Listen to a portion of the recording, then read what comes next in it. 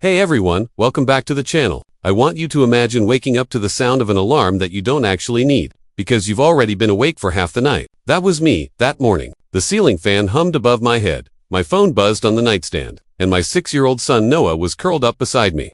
One arm flung over my chest like he was afraid I might disappear if he let go. That day was supposed to be the biggest day of my life. After months of applications, rejections, and polite emails that all meant no, I finally had an interview. A real one. A senior project manager position at a tech firm downtown. Good pay, health insurance, stability. The kind of job that makes you breathe easier when you're a single dad trying to raise a kid on your own. I gently slid out from under Noah's arm and stood there for a second, just watching him sleep. His hair was sticking up in every direction, and his lips were parted just a little. I told myself, just one more step forward and things get better. I got dressed quietly, reheated yesterday's coffee, and checked my notes one last time. My suit jacket hung over the chair, freshly pressed but already feeling like it didn't belong to me. I dropped Noah off at school early, gave him an extra hug, and promised I'd be back before dinner with good news. The city felt louder than usual as I drove. Horns blared, buses hissed. People rushed past like they all had somewhere important to be. I kept glancing at the clock on my dashboard. I had timed everything perfectly, or so I thought. I was about 3 blocks from the building when traffic suddenly slowed to a crawl. Sirens wailed somewhere ahead.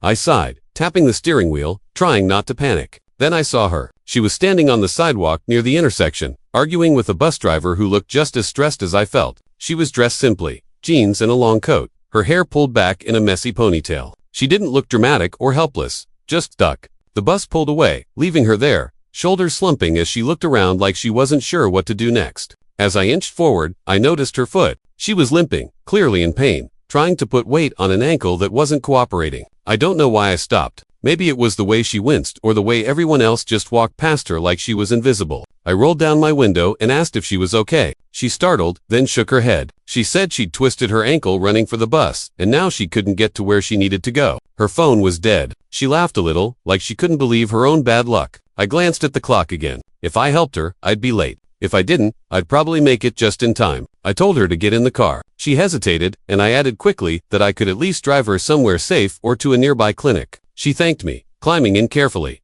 biting back a groan as she settled into the seat. As I pulled away, she apologized over and over, saying she didn't want to make me late for anything important. I almost told her about the interview, about how much it meant to me, but something stopped me. Instead, I said it was fine, that I had a little time. That was a lie. Every minute felt like sand slipping through my fingers. The nearest urgent care was packed, and as I helped her inside, the receptionist told us it would be at least an hour. I felt my stomach drop. The woman looked at me, eyes wide, and told me I should go, that she'd figure it out. I thought about Noah's face that morning, about all the times I'd told him to do the right thing even when it was hard. I sat down beside her and said I wasn't going anywhere. An hour turned into 2. We talked to pass the time. She told me her name was Evelyn. She asked about my job, and I admitted I was between things, that I was trying to get back on my feet. I told her about Noah, about how his mom had left when he was a baby, about how it was just the two of us figuring things out as we went. She listened, really listened, not checking her phone or looking bored. When the doctor finally came out and confirmed it was a bad sprain but nothing broken, relief washed over her face. By the time we left, my interview was long gone. I drove her to her destination anyway, a sleek glass building that screamed money and importance. She thanked me again, squeezed my hand, and said she hoped things worked out for me.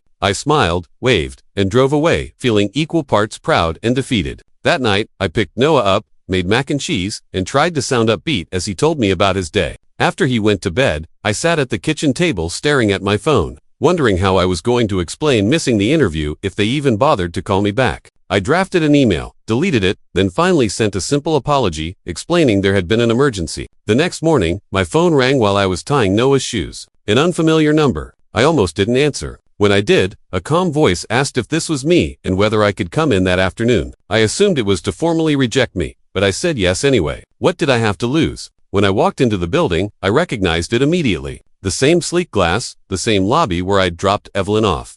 My heart started pounding. A receptionist greeted me by name and led me upstairs to a conference room. I straightened my jacket, took a deep breath, and prepared myself for disappointment. The door opened, and there she was. Evelyn smiled like she'd been waiting for this moment. She was dressed differently now, sharp and confident, but it was unmistakably her. She introduced herself again, this time with a title that made my head spin. She was the CEO. The stranger I'd helped on the street was the woman who ran the entire company. I couldn't speak. My mind replayed every word I'd said to her the day before. every awkward laugh, every honest admission. She thanked me, genuinely, for what I'd done. She said she'd watched from the window as I drove away, expecting I'd be angry or frustrated. Instead, she saw someone who'd chosen kindness over convenience. The interview that followed didn't feel like an interrogation. It felt like a conversation. She asked about my experience, yes, but she also asked about Noah, about how I balanced responsibility and compassion. At the end, she told me the job was mine if I wanted it. Flexible hours, benefits, a future.